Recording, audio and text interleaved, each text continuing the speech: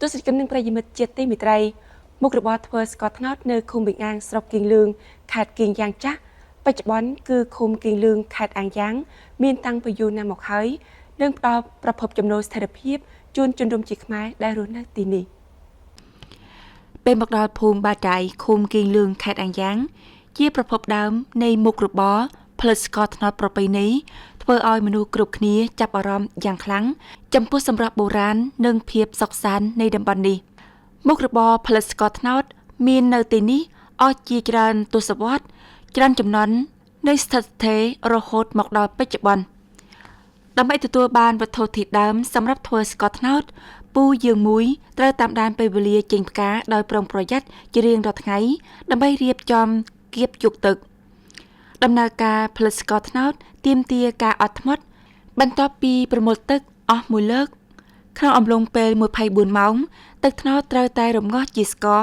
បើមិនដូច្នោះទេវានឹងប្រែជាជូរពូយើងមួយធ្វើឡដុតដាក់ខ្ទះធំមួយនៅលើ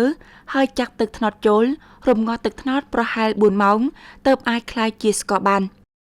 ពីមករៀនធ្វើចឹងកូនចាំចៅដល់ធំឡើងអស់ឥឡូវអស់ហើយធំអស់ហើយមានគ្រួសារអស់ហើយដល់ខ្ញុំនគរហ្នឹងអស់មិនតែចៅនុយចៅងាយអីមិនអស់ហើយបើយើងថាអ្នកក្បាក់អ្នកយើងមិនធ្វើlàអត់ធ្វើបានទេយើងថាពិតមិនឲ្យធ្វើបានចាំកូនចៅគ្រួសារបានបើយើងធ្វើមិនបានធ្វើមិនធ្វើអត់កាក់អត់លុយទៅណាបានទេចង់បានអីចង់ទិញអីអត់មានអីអាហ្នឹងទៅធ្វើទៅខប់ដោយបានដឹងថាស្ករត្នោតបានលក់តាមរដូវកាលគិតតាមឆ្នាំច័ន្ទគតិគឺចាប់ពីខែតុលាឆ្នាំមុនរហូតដល់ខែមេសាឆ្នាំក្រោយ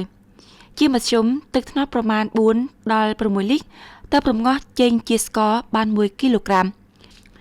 រីឯរដូវភ្លៀងទឹកត្នោត10លីត្រទើបអាចរំងាស់ចេញជាស្ករបាន1គីឡូក្រាមគេយកទឹកត្នោតទៅរំងាស់ក្នុងខ្ទះធំមួយក្នុងរយៈពេលពី4ទៅ5ម៉ោងដល់ពេលទឹកខាប់ទើបគេយកទៅកូរឡើងជាស្កររួចហើយចាក់ចូលក្នុងធុងធំឬមួយច្រកចូលថង់តូចមានទម្ងន់1គីឡូក្រាមអ្នកផលិតស្ករត្នោតជាច្រើនបានរំងាស់ទឹកត្នោតរហូតដល់វាខាប់ល្អរួចហើយចាក់ចូលទៅក្នុងពុម្ពមានរាងស៊ីឡាំងដែលមានទម្ងន់ 0.51 គីឡូក្រាមហើយរុំវាក្នុងស្លឹកត្នោតស្ងួតសម្រាប់លក់ដើម្បីធានាថាស្ករត្នោតមានរសជាតិឆ្ងាញ់ត្រូវតែរំងាស់ទឹកត្នោតភ្លាមបន្ទាប់ពីប្រមូលផលប្រសិនបើទុកចោលលើពី4ម៉ោងទឹកត្នោតនឹងប្រែជាជូរដែលតម្រូវឲ្យប្រើឫសសម្បកដើមគួរគីពោះពេលដើម្បីធ្វើឲ្យទឹកត្នោតមានរសជាតិក្រអូបឈ្ងុយប៉ុន្តែបើប្រើប្រាស់ច្រើនពេកនឹងបណ្ដាលឲ្យទឹកត្នោតមានរសជាតិល្វីងនៅពេលរំងាស់ទឹកត្នោតអន្តរភ្លើងត្រូវតែគ្រប់គ្រងដោយប្រុងប្រយ័ត្នកម្ដៅច្រើនពេកនឹងខ្លោចហើយការរំងាស់យូរនឹងធ្វើឲ្យស្ករមានពណ៌ត្នោតក្រមៅប្រភេទមួយទៀតគឺស្ករផែនដែលប្រើសម្រាប់តែប្រើប្រាស់ក្នុងគ្រួសារឬធ្វើជាអំណោយព្រោះប្រភេទនេះត្រូវការកម្លាំងពលកម្មច្រើនក្នុងការរំងាស់និងផលិតផលធ្វើបានតិចជាងបន្ទាប់ពីពេលរំងាស់ចាក់ស្ករនេះចូលទៅក្នុងពាងដីបិទជិតហើយទុកវាចោលប្រហែលពី30ទៅ40ថ្ងៃនៅពេលដែលទឹកត្នោតរឹងទៅជាដំរឹងនោះគឺជាស្ករផែនប្រភេទស្ករនេះមានរសជាតិផ្អែមស្រាលហើយមិនផ្លាស់ពណ៌តាមពេលវេលាទេអ្នកដែលមានបទពិសោធន៍គ្រាន់តែភ្លក្សទឹកត្នោតអាចកំណត់បានបរិមាណជាស្ករគុណភាពនៃការរំងាស់ស្ករមួយលើកគឺអាស្រ័យលើបទពិសោធន៍របស់អ្នកឆុងរំងាស់ក្នុងពេលរំងាស់ចាំបាច់ត្រូវកូរនិងដួសពពុះចេញជាបន្តបន្ទាប់បន្ទាប់ពីរំងាស់ទឹកឡើងខាប់ពណ៌ត្នោតតាមតម្រូវការដែលចង់បានខ្ទះត្រូវបានយកចេញពីចង្ក្រានហើយកូរជាបន្តបន្ទាប់រហូតដល់ស្ករប្រែជាពណ៌លឿងភ្លឺទឹកកើតដាក់ខ្សែចុះបើមិនរួចទេបើអាណា3 4ពងយើងខ្វាយអា4 7 8ពង10ពងដាក់ខ្សែចុះបើមិនរួចទេដាច់ស្កេះកាលនៅខ្លាំងបើរួចឥឡូវបើរួចទេថ្ងៃជាយើងដាក់បើយើងយកចុះណាយកចុះឆ្ងល់មិនដឹងរាប់ទេអត់រាប់លីត្រទេរាប់តាមពងមួយពង2លីត្រ3លីត្រ5លីត្រក៏មកដែរ5លីត្រក៏មកដែរយើងអត់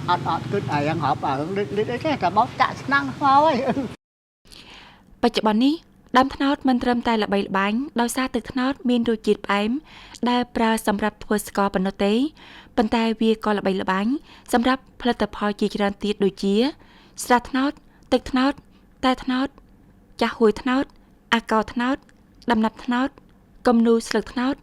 បានឧបត្ថម្ភដើម្បីអភិវឌ្ឍទៅជាផលិតផលអូកូបព្រមជាមួយនោះជនរួមជាតិខ្មែរត្រូវតែលើកកម្ពស់ការយល់ដឹងអំពីការថែរក្សាមុខរបរប្រពៃណីរួមចំណែកដល់ការថែរក្សាវប្បធម៌ជនជាតិ